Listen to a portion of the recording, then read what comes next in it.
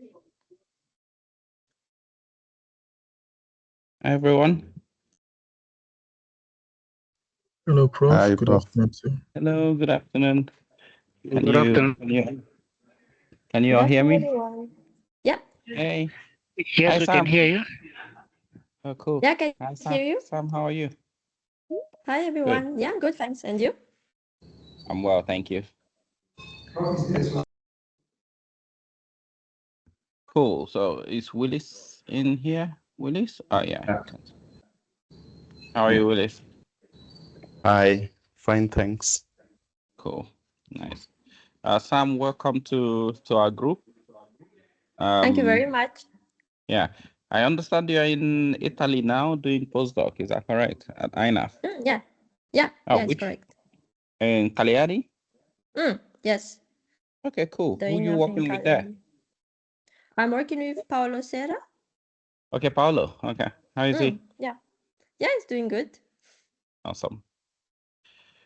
Cool. So yeah, welcome to our group.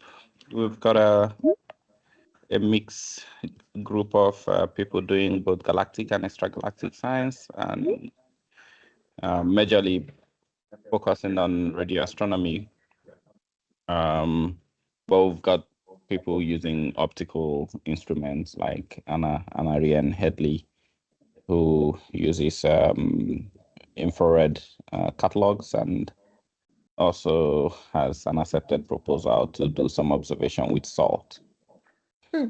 Yeah, we're all looking forward to your talk. We have both senior staff members within the group, and we also have students at master's level and PhD level, and of course postdocs, which gives you an idea of the makeup of the group. I just have to apologize that I'm attending the IAU Executive Committee meeting in Switzerland. So I took a lunch break to come out and then make sure we start up the meeting. But I'll now let Willis to officially introduce you with the bios, which I hope you have provided to him. And then you can start the presentation. I have made you presenter. So you should be able to test sharing screen while Willis read out your citation. Willis, okay. please. Sure.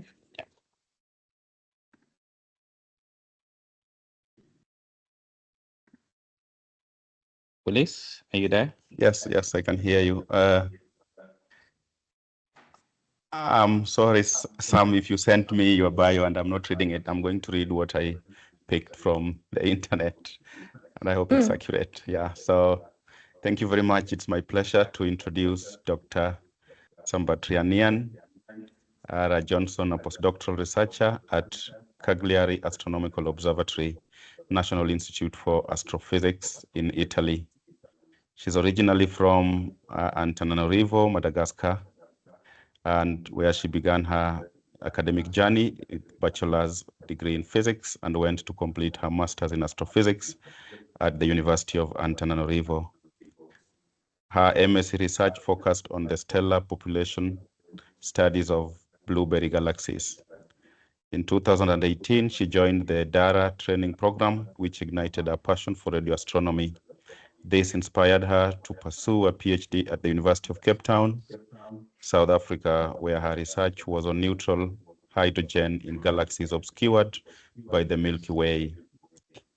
Beyond her research, she is a dedicated science communicator and an advocate for women in STEM. She's a member of Ikala STEM, an association of Galaxy Malagasy women scientists, and contributes to the Cosmic Savannah podcast as a volunteer, helping bridge the gap between astronomy and the public. She has a message for aspiring scientists which is both powerful and uplifting, and that is, do not let failure push you down. Stand up, fight with confidence, and win. Thank you very much, Sam, for accepting to give us this talk today, and you're welcome. Thank you very much. Can you see my slide? Yes, we can say it a bit Okay. blurry, but yes. Yeah, A I bit think blurry? it looks like the network from your end is a bit unstable. Because I can also see that your camera is slightly Okay. blurry as well. Maybe So let me turn off my camera yeah, just to reduce the load and on the bandwidth. Yeah, you yeah. seem to have improved a little bit. Okay. Yeah, sorry for that. It's okay. Okay, so I can start? Yeah, so thank you very much for inviting me for this colloquium at UNISA today. And as you can see, my title is What Can Neutron Surveys Tell Us About Galaxy Evolution Over a Billion Years and the Hidden Structures Behind the Galactic Plane? So I've been delving into this topic over the past 3 years for my PhD at the University of Cape Town, supervised by René Krankoff-Doeg and Bradley Frank. And as you just said, now I'm a postdoc working with Paulo Serra here at the observatory in Cagliari. So in this talk, first we'll see um, the relevant questions with the advent of interferometry, and then that will be followed by the details and the results from the free blind meerkat H1 surveys that I've been using in this work, and we'll finalize with the new insights that we have gained so far and what can be done in the future, or what are my current research at the moment. So any vast collection of stars, dust, gas, and dark matter bonded together by gravity is referred to as galaxies, and they are known to have their properties to be correlated and which reflect the underlying physical processes that are shaping their evolution. But on the larger scales, galaxies are also connected to other galaxies via the intergalactic medium, which is made up of filamentary structures known as the cosmic web. And these gas and galaxies form what you know as galaxy groups, clusters, superclusters, and are also surrounding voids. And these large-scale structures also affect the properties of the galaxies. So the big questions that I want to answer are: how does the H size mass relation of galaxies evolve as a function of redshift and environment? And can we contribute to the understanding of the residual backflow of the universe? So for that, we therefore need to consider both the internal processes shaping the galaxy, but also the external factors caused by the environment in which they reside to understand galaxy evolution. And when we talk about the environment in which they reside, so creating a whole sky map of galaxies is also indispensable to understand the dynamics of the local universe and our current model of the universe. For example, numerous efforts have been made over the past 3 years to make such whole sky map. One example here is what we saw in the image is the 2-mass redshift survey image, but we can still perceive that there is still a gap in the middle of the map, and this is known as the zone of avoidance. It is one of the most challenging parts of the sky to observe due to dust obscuration and high stellar density from our own Milky Way, which then blocks everything from behind it. And why is therefore the zone of avoidance interesting? So the local galaxy over densities, such as the clusters and superclusters, they actually exert gravitational perturbations on the smoothly expanding universe. For example, the movement of the local group is seen as a dipole in the cosmic microwave background. But it is the paucity of data in the ZOA and also the limited volume of the all-sky surveys that prevents us from fully recovering the overall backflow of the universe, because from several results, the direction and the volume where this flow arises remain controversial.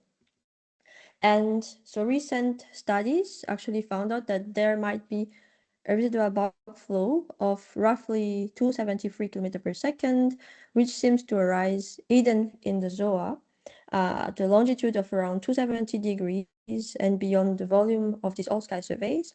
And this coincided with the location of a recently discovered known Vela supercluster. It has been found through spectroscopic survey results. It looked massive and conforming of two possible emerging walls, but because it was hidden in the inner galactic plane, so its inner part is still always sampled. So this is where using the 21 centimeter line is important, which stems for three reasons. Tracking the availability of hydrogen gas in a galaxy's reservoir allow us to outline structures not traced by star. But also because as the H1 disks extend further than stellar disk, so the H1 can be used as an excellent environmental tracer to find past interactions and gas removals in galaxies. But on the third point, unlike any other tracer at various wavelengths, H1 can also be used as the only efficient method to map gas-rich galaxies in the inner ZOA because H1 is unaffected by dust extinction and stellar confusion. So H1 surveys or H1 imaging has been done in large numbers and in different environments using single-dish interferometers over the past decades to understand the gas content in galaxies, to study the correlation between the properties known as scaling relations, but also to trace the large-scale structures in the ZOA, for example. But there exist still some limitations due to the intrinsic faintness of the H1 photon. So little is known about the content, H1 content of galaxies beyond the local universe due to a narrow frequency coverage and lack of sensitivity. So most of the H1 surveys were limited to the local universe with redshift less than 0.1. So far, there have been a few surveys, such as the Blind Ultra Deep H1 Environmental Survey, or BUDDIES, and the Cosmos H1 Large Extragalactic Survey, or CHILES, which went outside that volume, and also the highest redshift ones, which were found with the FAST telescope, detected 6 galaxies last year with redshift of around 0.4. So for the H1 systematic surveys in the ZOA, they are also either shallow or also affected by the continuum lowest latitude, or for example with Alpha ZOA, a survey with Arecibo, they just did not cover the Villa region, although they went out to 19,000 kilometers per second. So now if we want to get higher redshift detections in H1, we therefore need longer integration time observations, instruments with higher sensitivity, and a larger bandwidth. And this is where using Meerkat H1 surveys is also crucial, because with the new advent of Meerkat, which is one of the square kilometer array pathfinder, it consists of 64 antenna and 13.5-meter diameter dishes. So it offers an enhanced resolution, better sensitivity, and wider bandwidth, making it the most powerful telescope currently available in the L-band until the SK's completion. So in this work, I've been using 3 blind interferometric H1 surveys. The first one was the early science data from the Meerkat International Gigahertz Third Extragalactic Exploration Survey, or MIGHTY H1. The second was I extracted data from the Saroa Meerkat Galactic Plane Survey centered on the Villa region, or Villa SMGPS. And the last one was using data from the Meerkat Villa Supercluster Survey, or Villa H1, which was our open time proposal. And so the use of this data was for the early science MIGHTY data, because that was the first systematic data at hand. And at that time, Meerkat just finished commissioning. It was used to acquaint myself with interferometric data techniques specifically for Meerkat, and to use the scientific outcomes from that work to deepen our understanding of the H1 scaling relations. Then use what method I've learned from MIGHTY H1 to trace the large-scale structures in the supercluster to the 2 other surveys. And these surveys also have all 4K data, which are 4,096 channels or 44 kilometer per second resolution at a redshift of 0. That was the only available correlator mode with MIGHTY, but then we continued with the same mode for the 2 other surveys for consistency, and also because that was sufficient enough tuned for detections, and we processed the band from 1310 to 1420 megahertz because it was out to 0.084 in redshift, and that was also the relevant volume for the cosmic bulk flow studies. So let's now look into all the results from the free Meerkat surveys. So with the early science data from MITI, so we used that particular data for science verification and for data quality assessment to be able to get ready for the full MITI H1 surveys. And to do so, I used the H1 size mass relation as a diagnostic tool, but also because this relation demonstrates a tight correlation between the H1 mass and the H1 size at 1 solar mass per parsec square. But also because with our uniform and blind dataset, we are able to reconstruct the relation and extend it out to a redshift of 0.084, as the previous survey from Wong et al. Were only limited out to 0.03, and also used the compilation of data. So MITI used 4 extragalactic fields, 3 XMM LSS, and 1 Cosmos field of 1.2 and 1.5 square degree each, and integration time of 13 and 17 hours, and reaching an RMS of 81 and 44 microjansky per beam, respectively. After doing source finding, we found 276 galaxies out to roughly 1 billion years in cosmic time. And the goal was to see if the relation holds true for this homogeneous dataset, or if there were any systematic offset that we will be able to see in our data. But firstly, we classified our detections morphologically, like spirals, irregulars, early types, or mergers. And we measured the H1 masses and the H1 size of each galaxy using the 2D Gaussian fitting. We also added a criterion that the galaxies must be resolved by at least 1.5 resolution element across the major axis, and that the 1 solar mass contour should not be strongly disrupted by mergers or tidal interactions, and this refined our sample to 2 or 4 galaxies that went into the relation. After getting the relation, so I performed a power law fit to get to the best fitting parameters, which were in excellent agreement with the literature, and we were able to find out an intrinsic scatter of around 10% in H1 size at a given H1 mass. And because we classified the galaxies based on the galaxy type and redshift, we were able to see if there were any evolution with morphology or redshift over 1 billion years in cosmic time, but we didn't see such case. Now that we have seen the internal processes and the correlation of properties within the galaxies, what we wanted to answer next is how the distribution of galaxies in the entire cosmic web is affecting our knowledge of the dynamics of the local universe. So the image I'm showing here is the current knowledge of what we know of the Vela region before conducting the H1 blind observations. So now it would be interesting to see, to map the inner ZOA toward that region and be able to quantify this effect on the cosmic full field. And to do so, we want to detect the gas-rich parallels with H1 masses above 4 to 10 to the power 9 solar masses out to 25,000 kilometers per second. So I've been using 2 contiguous surveys, as I said before. The first one was Realize MGPS, which is a narrow survey in the innermost galactic plane with 90 square degree area, 157 Meerkat pointings observed for an hour each, or totaling roughly 211 hours. And it reached 0.39 millijansky per beam in sensitivity.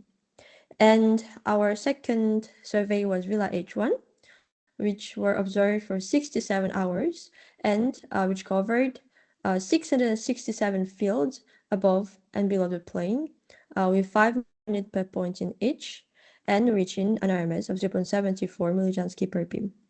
So its location was done strategically to fill the gap between Vela's MGPS and the available ancillary data above and below the plane.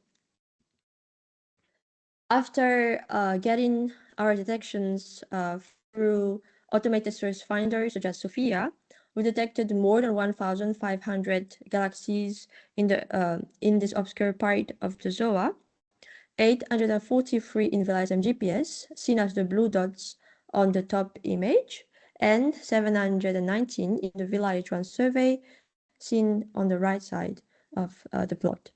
313 had velocities above 16,000 km per second, so they might belong to the supercluster. And for the catalog, I've also produced atlases with moment zero map, moment one maps, and spectrum, such as the stamps that we see on the bottom of the slide. And regarding the survey's performance itself, so I'm showing here the mass redshift space sensitivity curve for VLISM GPS with its mean RMS of 0.39 millijansky per beam. We detected galaxies with 3 decades in extra mass and gas-rich galaxies as expected as a function of redshift. For example, at the Vela distance at around 18,000, we were able to be sensitive to detections with HM masses above 10 to the 9.44 solar masses.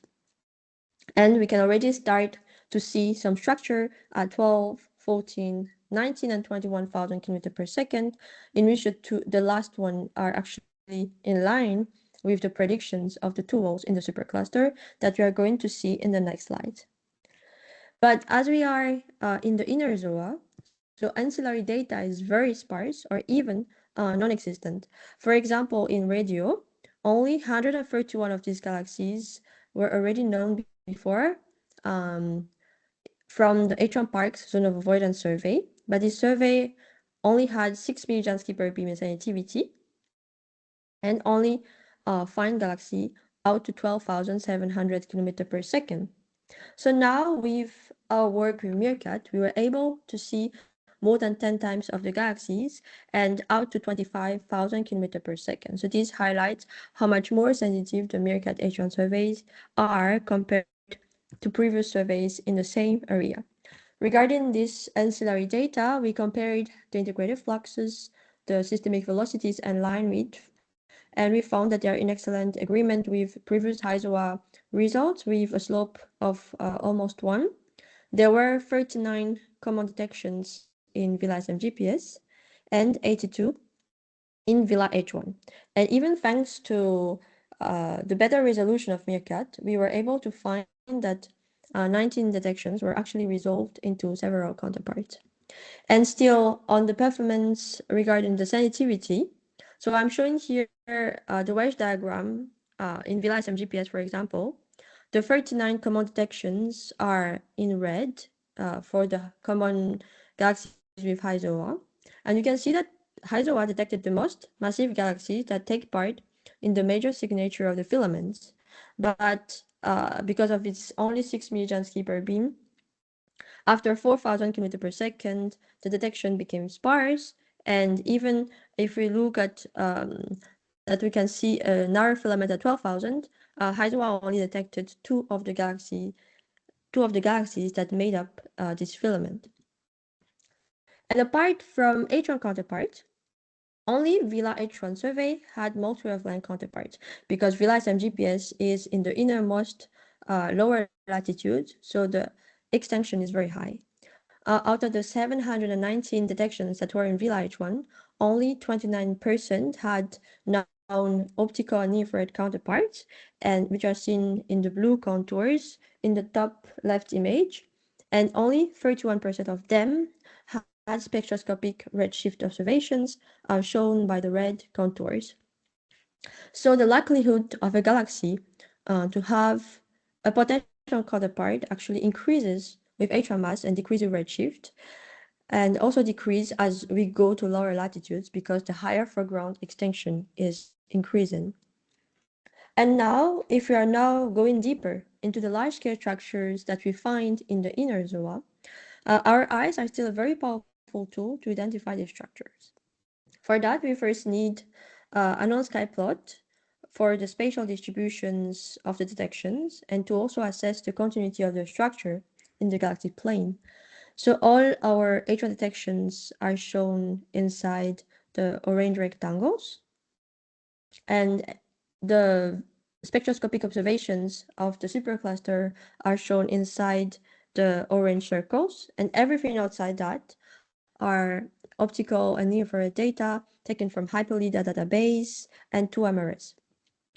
The different colors here show three different depths from the closest cyan, green, and the further away from us, the blue colors.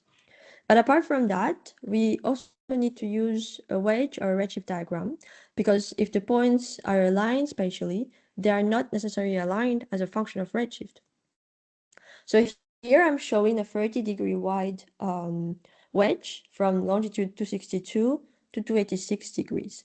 And finally, we can also combine both of them. We can look into virtual reality, or here I'm showing a 3D plot made from TopCat to also check how the structures actually align. So now we can look into what are the interesting structures that we found contributing to fill in the gap in the ZOA. So this first structure from 2000 to 6500 is a well-known structure known as the Centaurus Hydra Antillia Baptist connection. What is good from here is that with the H1 detections, we are still able to find structures at nearby redshift that were hypothesized decades ago. For example, with this filament, we are now able to confirm that the Hydra Antillia filament actually extend across the galactic plane. And if we look into another redshift range, if we look into the velocity histogram of VLAS MGPS, we can see a peak at around 12,000 km per second. In the on-sky plot, these are seen at all the cyan dots within the VLAS MGPS, and this is seen as the first narrow filament in the wedge. But there is also another filament of green and blue dots at 13 and 14 km per second, 13,000 km per second, which seems to be aligned with three Abel clusters, AS606, AS601, and A3395. And then when we add our detections, H1 detections, we can perceive that they are actually crossing the galactic plane. Although it is not yet entirely clear if this is one contiguous filament or one or several crossing filaments. And how about the higher redshift structures, which is therefore at the redshift of the Vela supercluster? So as I said before, the Vela supercluster is thought to be conforming of two possible merging walls, but they are still hidden in the inner galactic plane. So now that we have added our H1 observations, do we see the hints of the merging core? So here, the green dots corresponds to the redshift of the first wall, while the blue dots corresponds to a part of the second wall. What you can see is there is an alignment, for example, from the cyan and green dots from the cluster A3391 that seems to be linked and goes below the plane, reaching the blue dots, and they are passing through two CISA X-ray clusters. They are possibly intersecting within 270 to 79 degrees in the galactic plane to then continue as a dense filamentary structure. If we look into the second part of the second wall, we can still perceive the possible crossing at kind of the same location in the sky. Over here now, we have less detections and the overdensity still it seems washed out, but there is a potential overdensity because now we are looking at a larger volume. And in fact, a small overdensity in a large volume actually has more impact than a large overdensity in a small volume.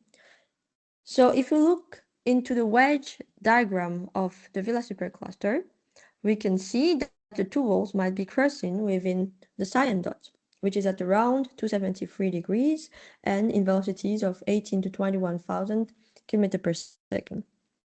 But we can also see another detail is that there seems to be a slight offset between the H1 walls and the optical and the infrared walls. And this might indicate that the galaxies are still infalling toward the walls, making those at the edge still gas rich because they are not yet preprocessed. And recently, These results also aligned with independent reconstructions from Wallaby data, which also pointed out at the location of the think the VSTL core is with 4 sigma significance, and they pointed out at a location which is similar to where we said in this work independently.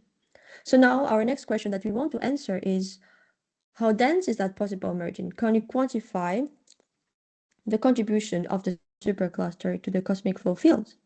So to be able to do that, to do a statistical analysis of the overdensity of the Villa core, the first thing that we need to know is the flux limit at which we are complete. And one way to do that is to use the rosy completeness test, which is a robust alternative of false source injection, and it is also, unlike source counts, insensitive to large-scale structures. So its principle is to count the number of galaxies that are brighter to a specific flux threshold, and to assign a value of the completeness Tc. So the sample is 97.7% complete when it reaches Tc of -2. Here we took the completeness limit based on the mean flux density, and we obtained a value of 3.2 and 4.8, which corresponded to 44 and 58% of the samples.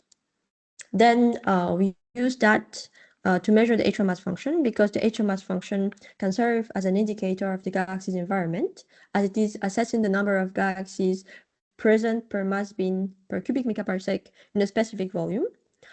Here we used the 2D stepwise maximum likelihood method because it is also density independent, and interestingly we can see that despite having several structures and in our surveys, the overall fit actually aligns with the alpha alpha 100 best fit within 3 sigma margin.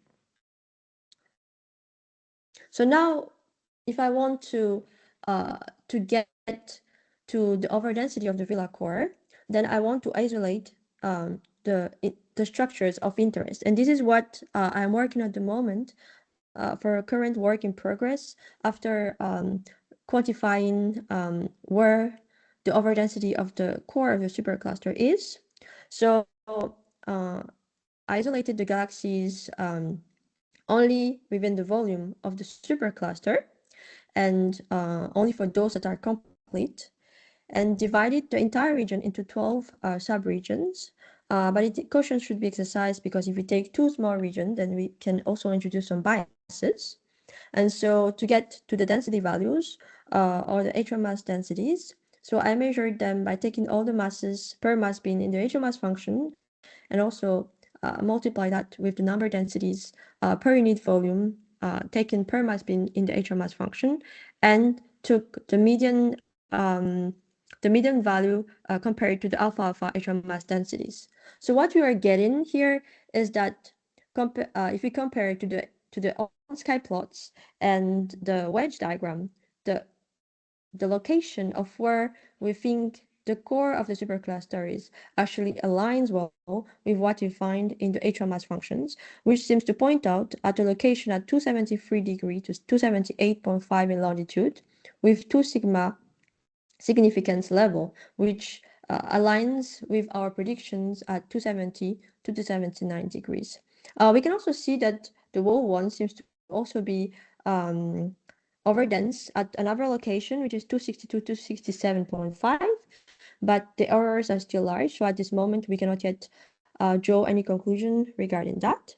But we have therefore some hints of two alike overdensities crossing at 278.5 for the core of the supercluster. And still on the topic of what we can learn from H1 surveys, for my postdoc, I'm also currently working on the Meerkat Fornax survey in this project. So we are using spectral line data from the Meerkat telescope combined with multi-wavelength observations to explore how galaxies in low redshift, low mass galaxy clusters, such as Fornax, which is a perfect example here with only a distance of 20 megaparsec. And we already have some observations with Meerkat, which are 91 pointings observed for 10 hours each, and covering roughly 12 square degrees. So gas stripping in galaxies play also a major role in galaxy evolution. Observations have shown, for example, that if galaxies start as blue, gas-rich, and light type in the field, they can transform into red, gas-poor, and early type galaxies as they move closer to the cluster core. And as I mentioned earlier, because H1 often extends beyond the optical disk, it gives us a great way to observe and study what's happening during this transformation. And interestingly, with previous work in the Meerkat Fornax survey in H1, there have already been seen some signs of H1 tails in some of the galaxies in the Fornax clusters. So with this project, my goal now is to trace the gas stripping histories in the Fornax cluster and to understand how these tails have formed, whether they're the result of tidal interaction or hydrodynamical processes in dense environment in the intracluster medium, or maybe a combination of both. And we also want to know where in the cosmic web this transformation happened and on what scales. So these are just examples of the exciting things we can learn thanks to the incredible level of detail now possible with Meerkat and also soon with the SK. So I'm just leaving you with the summary of what we have seen with my talk. So with the early mighty H1 data, we are able to use that as a crucial testbed to evaluate different data processing algorithms and to verify our fluxes, but also to extend the H1 size mass relation out to a redshift of 0.8084 and to find out that there's a 10% intrinsic variation in neutron size at a given H1 mass. In terms of the large-scale structures and observing the most obscure part of the ZOA, we found out more than 1,000 heavily obscured galaxies in more than 300 square degree areas, in which the majority were new. Filamentary structures, such as the unexpected discovery of the filament at 12,000 km per second, were found.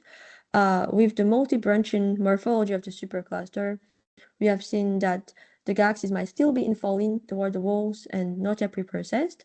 And there are some hints of two wall-like over densities of the two walls crossing at around 270 279 degrees, thanks to the on-sky plot and the preliminary results from the HMS functions. So thank you very much for your attention, and I'm happy to take any questions that you may have.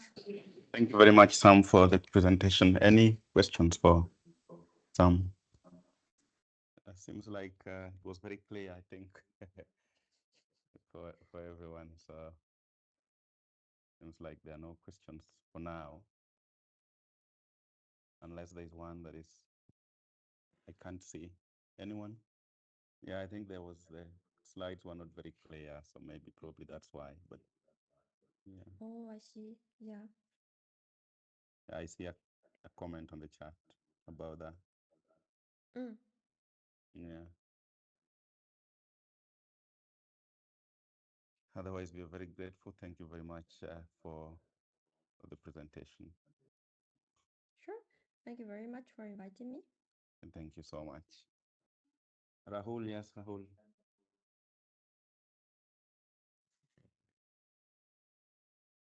Rahul, is your hand up?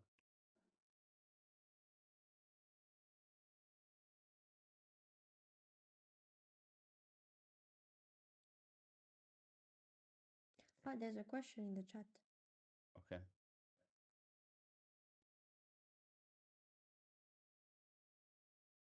Yeah, you can answer that in the chat. Do you mean the distance to the Villa supercluster or the distance to the Fornax cluster? Uh, Zolile, sorry. Can Oh, you? okay. My question is, you showed the velocities when you were Mm. showing distances. Does that mean that you used the H1, or is there another method that you use for distance measurement? Ah, yes.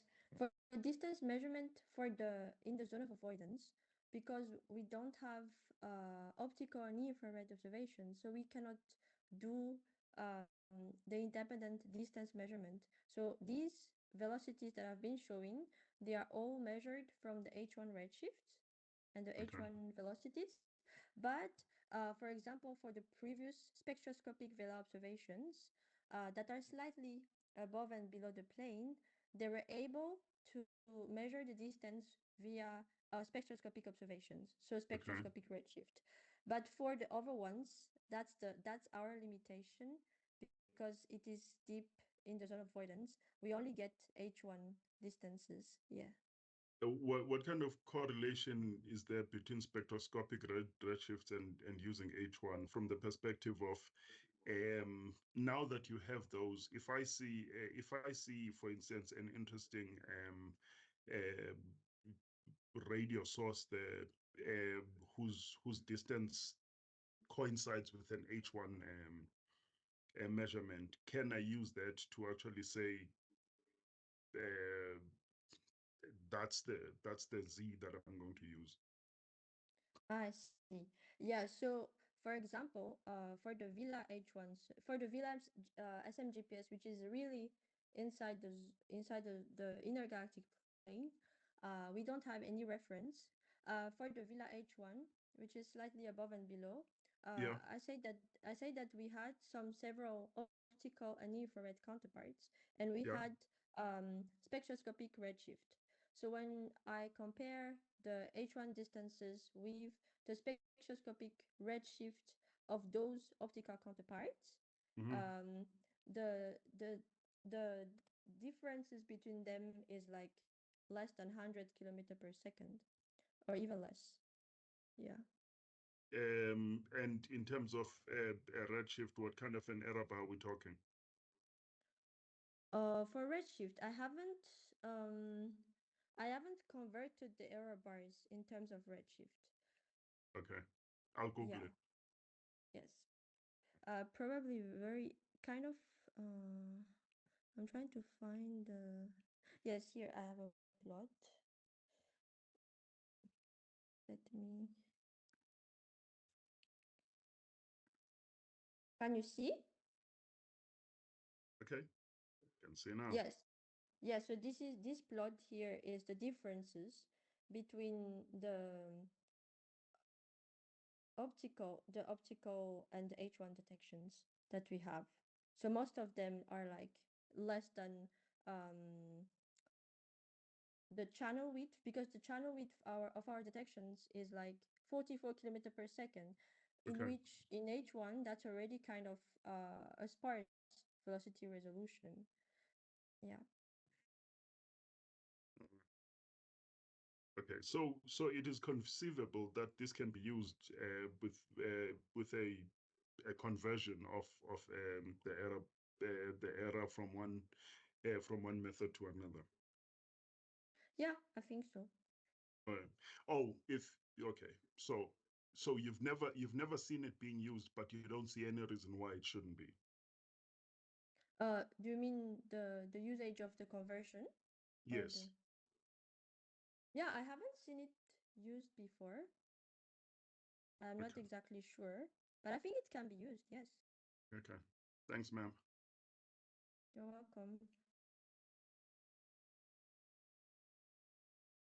Thanks, Zolile. There's another one on the chat by Rahul. Ah, okay.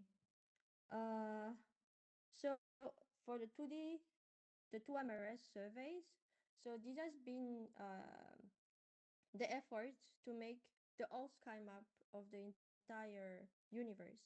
So for example, as Zolile just asked, so people use optical and infrared surveys, and they are measuring spectroscopic redshift for each galaxies in the sky, apart from the galactic plane, because we are obscured in the inner galactic plane. And so they measure, for example, if you point out at one galaxy, so you get the coordinates, right ascension, declination, and then you get the spectroscopic redshift of that galaxy. And so they did that for the entire sky with only out to a galactic latitude of 5 degrees around that. And so they just plotted the entire sky with that. And that's the 2D IMRS survey. And then the region of avoidance is the one, let me just share my screen again.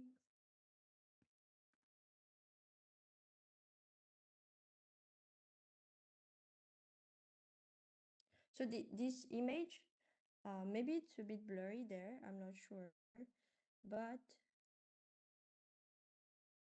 do you see my slide showing? Yes. Okay, yeah, this image is the one I just explained just now. So we have, for example, here the 2-mass redshift survey. So each tiny dots in this plot is one galaxy. And as you can see, they have here direct ascension or declination. Here it is in galactic coordinates. So they are showing the galactic longitude and galactic latitude of a galaxy.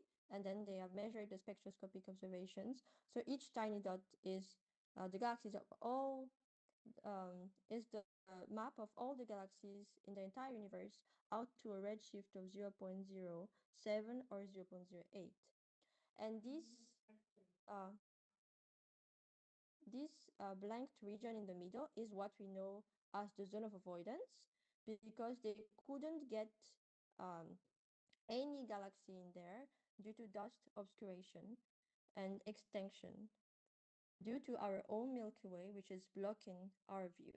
But only H1 observations can go deeper into that region. And that's what we are trying to do with H1, is to fill the gap in this region of the zone of avoidance.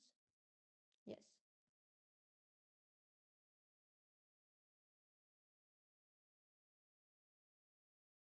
Thank you. Any other questions?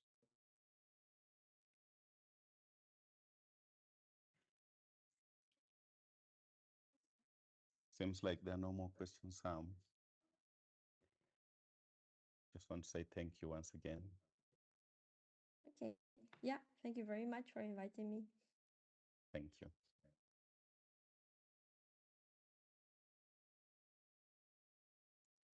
You're welcome.